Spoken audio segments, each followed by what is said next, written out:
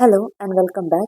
In this video, we'll discuss about On National Prejudice by Oliver Goldsmith. Let's start the video on National Prejudice by Oliver Goldsmith. Okay, he was an Irish writer and he was born in 10 November 1728 and died in 4 April 1774 at the age of 45 years. He was an Irish writer and he was mostly influenced by Joseph Addison, Goldsmith, and Charles Dickens also.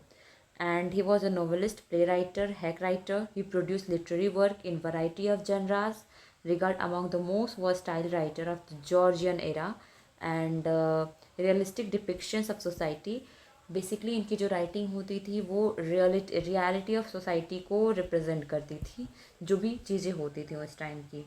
And his comedy play for education stage are considered by critics as a second importance, only to those of William Shakespeare. Okay, so in National Prejudice, Oliver Goldsmith argue that while it is natural to love one country, वो अपने natural prejudice ऐसे में बताते हैं कि ये सभी के लिए बहुत ज़्यादा नेचुरल है कि वो अपनी कंट्री को बहुत ज़्यादा लव करते हैं. बट इट डजेंट मैटर कि वो दूसरों की कंट्री को हेट करेंगे. अगर आप अपनी कंट्री को लव करते हैं तो आप अपनी कंट्री का लव या फिर आपकी जो देशभक्ति है वो दूसरों के खिलाफ जा करके या उनको हेट करके नहीं दिखा सकते. The essay summarize a conversation where a man claim that English are superior to other European. ऐसे में बताते हैं कि इस ऐसे में ये होता है कि कुछ इंग्लिश मैन होते हैं जो बताते हैं कि जो इंग्लिश पीपल होते हैं वो अदर यूरोपियन जो नेशनलिस्ट होते हैं, नेशनलिटीज़ होती हैं, उनसे बहुत ज़्यादा सुपीरियर होते हैं.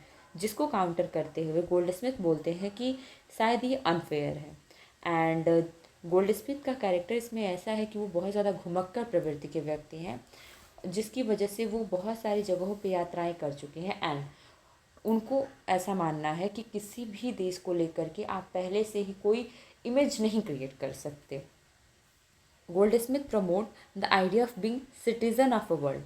वो सिटीजन ऑफ वर्ल्ड के आइडिया को बहुत ज़्यादा प्रमोट करते हैं, expect of citizen of a country, advocating the global unity and more open minded perspective. जिसका रीज़न ये होता है कि वो ग्लोबल यूनिटी में बिलीव करते हैं और लोगों की ओपन माइंडेड परस्पेक्टिव रखते हैं अपना वो.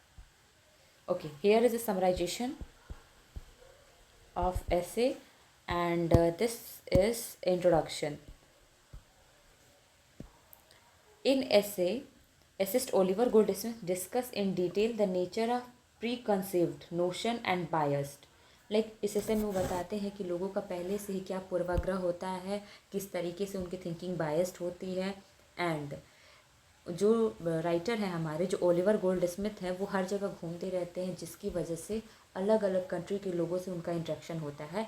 एंड इसी दौरान वो एक ऐसी जगह पे जाते हैं जहाँ पे उनको 6 पर्सन से मुलाकात होती है जो इंग्लिश पर्सनस रहते हैं, इंग्लिश मैन रहते हैं. एंड वो एक इन रहता है जहाँ पे लोग बैठ के गप्पे लड़ाते हैं, बातें करते हैं. So who were engage in discussing the characteristics of different European nationalist. वो दूसरे जो यूरोपियन लोग हैं उनके कैरेक्टर के बारे में, उनके बिहेवियर के बारे में डिस्कस करते हैं. And according to them Dutch were greedy. So according to them Dutch जो होते हैं बहुत ज़्यादा अनलकी होते, ग्रीडी होते हैं. जर्मन जो होते हैं वो बहुत ज़्यादा ड्रिंकर होते हैं, उनका बिहेवियर एनिमल लाइक होता है. जो स्पेनिश पीपल होते हैं वो बहुत ज़्यादा अनसिविलाइज होते हैं, एरोगेंट होते हैं.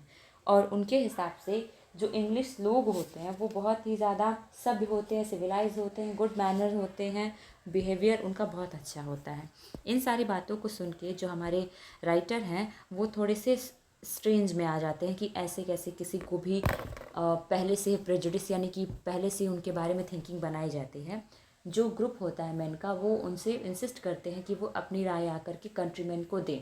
बट यहाँ पे राइटर खुद को बचाने की कोशिश करते हैं. एट द लास्ट वो उनके ग्रुप में शामिल होते हैं और अपने थॉट को शेयर करते हैं. एंड अकॉर्डिंग टू राइटर जो डच पीपल होते हैं वो बहुत ज़्यादा लेबोरियस होते हैं एंड इकोनॉमिकल होते हैं. वो यहाँ पे उनकी तारीफ़ करते हैं क्योंकि उनको लोगों के बारे में आइडिया है. फ्रेंच जो होते हैं वो बहुत ज़्यादा जेंटल होते हैं, सोबर होते हैं. जर्मन हार्ड वर्किंग होते हैं. स्पेनिश बहुत काम और पीसफुल होते हैं.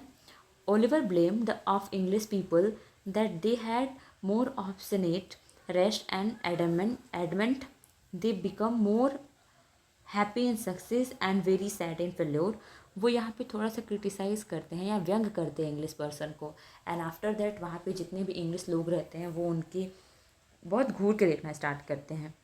यहाँ पे राइटर अपने थॉट को एक्सप्रेस करते हुए बताते हैं कि यहाँ पे वो यूनिवर्सल ब्रदरहुड को सपोर्ट करते हैं, वो उन फिलोसफर्स को सपोर्ट करते हैं जब उनकी नेशनैलिटी उनसे पूछी जाती है और बताते हैं कि they are all the citizen of world, whole world को यहाँ पे वो प्रमोट करते हैं और हमारा जो पूरा विश्व ही उनका घर है।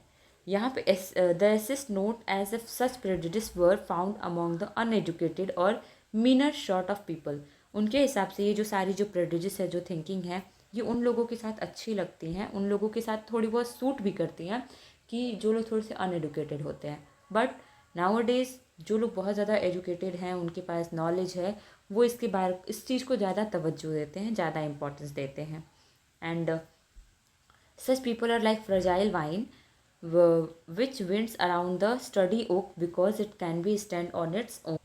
उनके हिसाब से नेशनल प्रेजुडिस यानी कि राष्ट्र से संबंधित पूर्वाग्रहों का सहारा ऐसे लोग लेते हैं जिन्हें अपने राष्ट्र के बारे में बिल्कुल भी पता नहीं होता या डाउट होता है।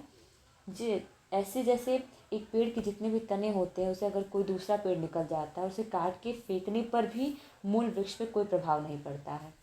एंड यहाँ पे वो बोलते हैं कि हमें दूसरों देश के जो नागरिक हैं उनके प्रति सम्मान की भावना रखनी चाहिए, सभी को रिस्पेक्ट देना चाहिए, सभी से प्यार करना चाहिए। ऐसा नहीं है कि सिर्फ हमें अपने ही कंट्रीमैन को इम्पोर्टेंस देनी चाहिए, और हमें ऐसे सारे सुपरस्टिशंस, अंधविश्वासों से बचना चाहिए।